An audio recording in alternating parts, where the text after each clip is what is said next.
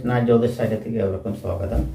July 1, 2, 3, 4, 5, 6 അങ്ങനെ അടുപ്പിച്ചിട്ട് July 1 തൊട്ടിട്ട് 6-ാം തീയതി വരയ്ക്കും മേടക്കൂറുകാർക്കും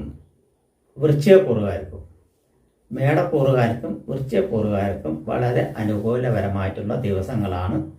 പൊതുവെ മേടക്കൂറുകാർക്കും വൃശ്ചികക്കൂറുകാർക്കും ചാരവശാൽ കുറച്ച് ദോഷകാലമാണ് എന്നുണ്ടെങ്കിലും ഈ തീയതികൾ ശുഭകരമായിട്ട് വരുവാനുള്ള സാധ്യതകൾ കാണുന്നുണ്ട്. അതായത് ഉദ്ദിഷ്ട കാര്യങ്ങൾ എന്തെങ്കിലും സാധിക്കുവാനുണ്ടെങ്കിൽ ഈ തീയതികളിൽ നടക്കാവുന്നതാണ്. എന്തെങ്കിലും ശുഭകാര്യങ്ങൾ ചെയ്യാൻ ആചരിച്ചിരിക്കുകയാണെങ്കിൽ ഈ വക സംഭവങ്ങൾ ഈ ഡേറ്റുകളിൽ നടക്കാവുന്നതാണ്. അതുപോലെ തന്നെ എന്തെങ്കിലും പണയം വയ്ക്കുവാൻ, ആഭരണങ്ങളോ ഭൂമി പത്രങ്ങളോ ആധാരങ്ങളോ പണയം വയ്ക്കാൻ ഉദ്ദേശിക്കുക അല്ലെങ്കിൽ പുറപ്പെടുവാൻ നിൽക്കുന്നതാണെങ്കിൽ ഈ ദിവസങ്ങൾ തിരഞ്ഞെടുക്കുന്നത് നല്ല ദിവസമാണ്.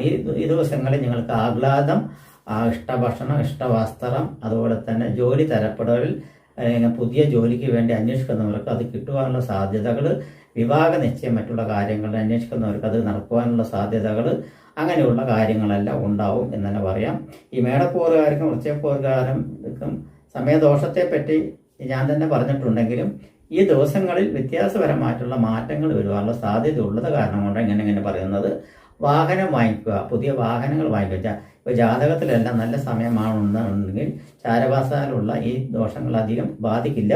അപ്പോൾ നമ്മൾ വല്ല വാഹനങ്ങൾ, പുതിയ വാഹനങ്ങളോ പുതിയ ഭൂമികളോ വാങ്ങിച്ച് രജിസ്ട്രേഷൻ മറ്റുള്ള കാര്യങ്ങളെല്ലാം ചെയ്യുകയാണെങ്കിൽ ഈ ദിവസങ്ങൾ എടുക്കുന്നത് ഉത്തമമായിരിക്കും. അതുപോലെ കുട്ടികളുടെ എന്തെങ്കിലും കാര്യങ്ങൾക്ക് തീരുമാനം എടുക്കുകയാണെങ്കിലും, അതുപോലെ സന്താനങ്ങൾക്ക് വേണ്ടി താല്പര്യം കാണിക്കുന്നവർക്കാണെങ്കിലും, അതുപോലെ വിവാഹ സംബന്ധമായിട്ടുള്ള ആലോചനകൾ വല്ലതും നടത്തുവാനോ അല്ലെങ്കിൽ കാണുവാനോ പോകാനുള്ള സാധ്യതകളെല്ലാം ഉണ്ടെങ്കിൽ ജൂലൈ 1, 2, 3 തൊട്ടിട്ട് 6-ാം തീയതി വരയ്ക്കും എടുക്കുന്നത് നന്നായിരിക്കും. പുതിയ ആഭരണം വാങ്ങിക്കുവാൻ പറ്റിയ ദിവസങ്ങളാണ് ഈ ദിവസങ്ങൾ. നിങ്ങൾക്ക് ഈ ദിവസങ്ങളിൽ എന്തെല്ലാം തുടങ്ങുന്നു അതെല്ലാം ശുഭഫലപരമായിട്ട് വരും എന്നുള്ളതാണ് തീർച്ചയായിട്ടും പറയാനുള്ളത് എന്നാണ് പറയുന്നത്. അതുപോലെ തന്നെ ചികിത്സയ്ക്ക് പറ്റിയ ദിവസങ്ങളാണ്. ഇപ്പോൾ ഒരു ഡോക്ടറെ കാണണം എന്ന് വിചാരിക്കുന്നുണ്ട്, ഇന്ന ഡോക്ടറെ കാണണം അല്ലെങ്കിൽ ഇന്ന സ്പെഷ്യലിസ്റ്റിനെ കാണണം എന്ന് ഉദ്ദേശിക്കുന്നവർക്കെല്ലാം ഈ ഡേറ്റുകൾ തിരഞ്ഞെടുത്ത് ചികിത്സയ്ക്ക് പോകുകയാണെങ്കിൽ നന്നായിരിക്കും. അതുപോലെ തന്നെ ചികിത്സ കഴിഞ്ഞ് സ്കാനിങ്ങോ അല്ലെങ്കിൽ എക്സ്റേയോ അല്ലെങ്കിൽ അതുപോലെ തന്നെ ഏതെങ്കിലും വലിയ ടെസ്റ്റുകൾ നമ്മൾക്ക് ജിജ്ഞാസ കൊടുക്കുന്ന, അതല്ലെങ്കിൽ പേടിപ്പെടുത്തുന്ന എന്തെങ്കിലും ടെസ്റ്റുകൾ ഉണ്ടെങ്കിൽ അതെല്ലാം ഈ ദിവസങ്ങളിൽ നടത്തിയാൽ നമ്മൾക്ക് പെട്ടെന്ന് ദോഷങ്ങളെ കുറച്ച് കൊണ്ടുവരാൻ പറ്റും. അതായത് നമ്മൾ അറിയുന്ന സമയമാണ് ശരിക്കുള്ള സമയം.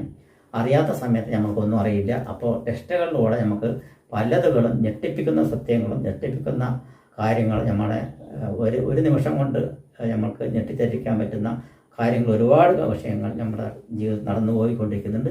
അങ്ങനെയുള്ള ദിവസങ്ങളെ പറ്റിയാണ് ഈ പറയുന്നത്. കാരണം വരേണ്ടത് വഴി തങ്ങില്ല എന്ന് പറയാറുണ്ട്. എന്നിരുന്നാലും അതിലും ഒരു ചെറിയൊരു മാറ്റങ്ങൾ ഉണ്ടാകും എന്നാണ് പറയുന്നത്. അപ്പോൾ നമ്മൾ കേൾക്കുന്ന ദിവസവും കേൾക്കപ്പെടുന്ന വിഷയവുമാണ് നമ്മളെ അലട്ടുന്നതും സന്തോഷിപ്പിക്കുന്നതും. അങ്ങനെയുള്ള ഒരു ഇതാണ് ഞാൻ പറഞ്ഞു വരുന്നത്. മേടവും വൃശ്ചികം കൂറുകാർക്ക്, 2 കൂറുകാർക്കും ഈ മേടത്തിൻ്റെ അധിപനും ചൊവ്വയാണ്, വൃശ്ചികത്തിൻ്റെ അധിപനും ചൊവ്വയാണ്.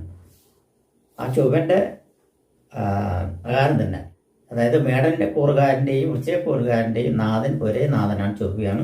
അപ്പോൾ ചൊവ്വയ്ക്ക് പറ്റിയ നമ്പറുമല്ല ആ ദിവസമാണ് പറഞ്ഞിരിക്കുന്നത്. എപ്പോഴും നമ്പറിനെ അടിസ്ഥാനമായിട്ടില്ല, ഈ ദിവസങ്ങളിലാണ് പറഞ്ഞിരിക്കുന്നത്. അപ്പോൾ ഈ ദിവസം നിങ്ങൾക്ക് അനുകൂലകരമായിട്ടുള്ള ആവും എന്നുള്ള യാതൊരു സംശയമില്ല. നമസ്കാരം.